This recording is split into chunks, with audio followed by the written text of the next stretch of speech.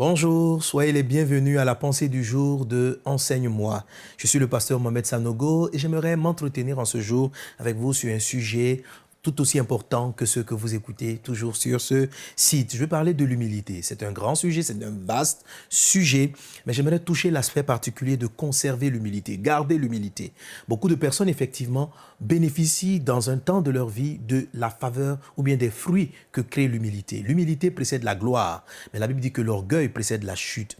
Le diable, appelé Lucifer à l'époque, n'ayant pas pu garder son cœur dans l'humilité, va connaître la chute. La Bible dit l'orgueil précède la ruine. Beaucoup de personnes dans la vie desquelles Dieu a commencé à se manifester perdent, sont éprouvées, pas parce que Dieu avait prévu qu'ils passent par des temps d'épreuve, mais parce que l'orgueil qui est subtil, qui est juste un changement de sentiment, est venu s'immiscer dans leur cœur et a amené Dieu à leur résister. Car Jacques 4,6 dit, Dieu résiste aux orgueilleux. Donc l'orgueil est quelquefois la cause des résistances que nous avons vis-à-vis de Dieu. Comment garder donc son cœur humble? Pour décortiquer et donner quelques secrets sur ce point, lisez avec moi le texte de Deutéronome chapitre 8 à partir du verset 7. Il est dit, « Car l'Éternel ton Dieu va te faire entrer dans un bon pays, pays de cours d'eau, de sources et de lacs qui jaillissent dans les vallées et dans les montagnes, pays de froment, d'orge, de vignes, de figuiers, de grenadiers, etc. » Si vous continuez jusqu'au verset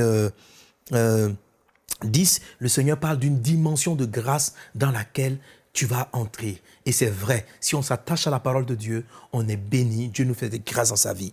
Il dit, verset 10, « Lorsque tu mangeras et te rassasieras, tu béniras l'Éternel ton Dieu pour le bon pays qu'il t'a donné. » Verset 11, « Garde-toi d'oublier l'Éternel ton Dieu, au point de ne pas observer ses commandements, ses ordonnances, ses lois que je te prescris aujourd'hui. » Versets 12 et 13 encore. « Lorsque tu mangeras et te rassasieras, lorsque tu bâtiras et habiteras de belles maisons, lorsque tu verras multiplier ton gros et ton menu bétail, s'augmenter ton argent et ton or et s'accroître tout ce qui est à toi. » Alors lorsque ton ministère va commencer à produire du fruit, lorsque tu vas commencer à bâtir une œuvre qui va de l'avant, garde-toi.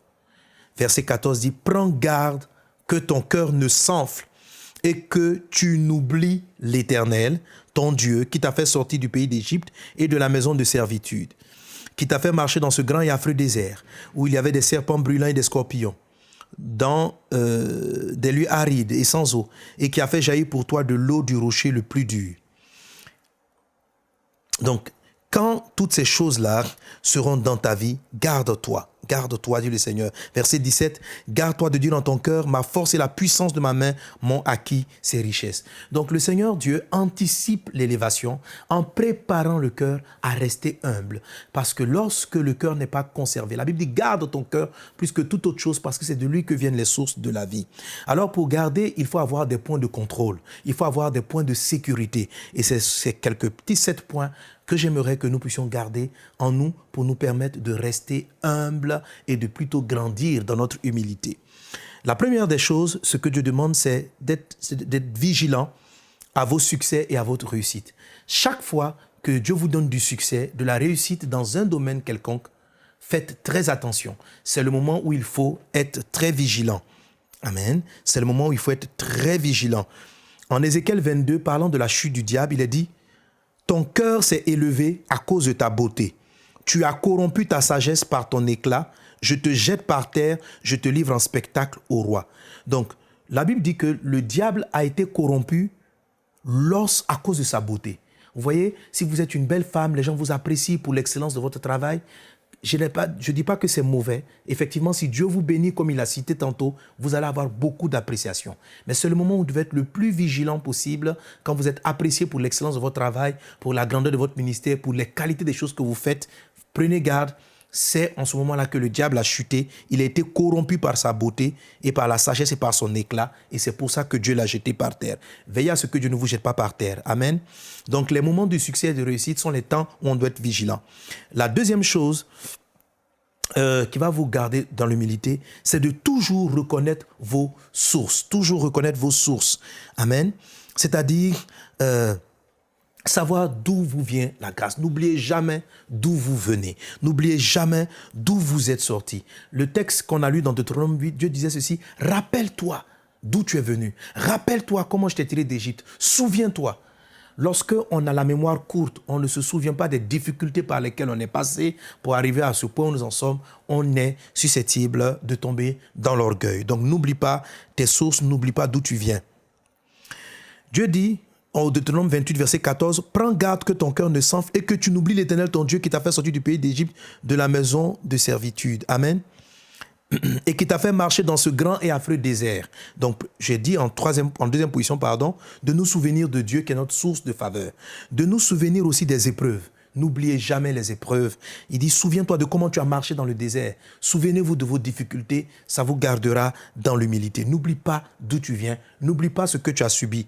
Cela te mènera aussi à avoir de l'humilité pour ceux qui traversent par ces mêmes souffrances, pour ceux qui traversent des moments similaires. Un autre point encore qui va te garder dans l'humilité, c'est de parler plus de ce que le Seigneur fait avec les autres et de parler plus de ce que le Seigneur fait avec les autres. Et quand vous parlez vous-même de vous, présentez le plus souvent quelque part vos manquements. Voilà.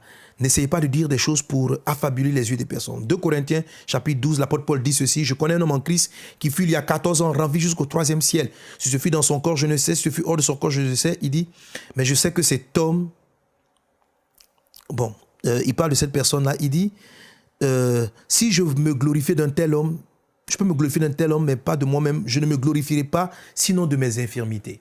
L'apôtre Paul fait ressortir, il dit, je vais me glorifier de mes infirmités et non pas des succès. C'est un propre aussi de quelque chose qui va vous garder dans l'humilité. Plus vos yeux, bénissez Dieu pour vos succès, rendez grâce à Dieu pour vos succès. Mais dans vos entretiens avec les personnes, faites en sorte de vous rappeler que vous sortez de faiblesse et que Dieu vous a donné la victoire. N'oubliez pas aussi vos échardes.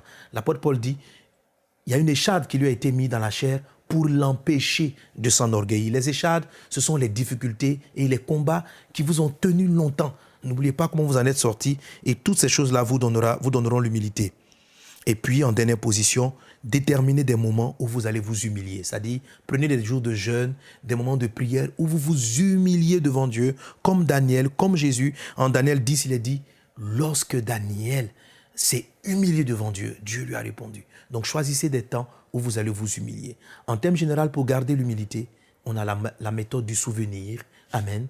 De ne pas oublier, pour garder l'humilité, on a des actes d'humilité qu'il faut poser. Que Dieu vous bénisse abondamment. Sachez garder l'humilité dans votre cœur et Dieu continuera de vous élever et vous verrez encore des choses plus glorieuses. Que Dieu vous bénisse et puis à bientôt.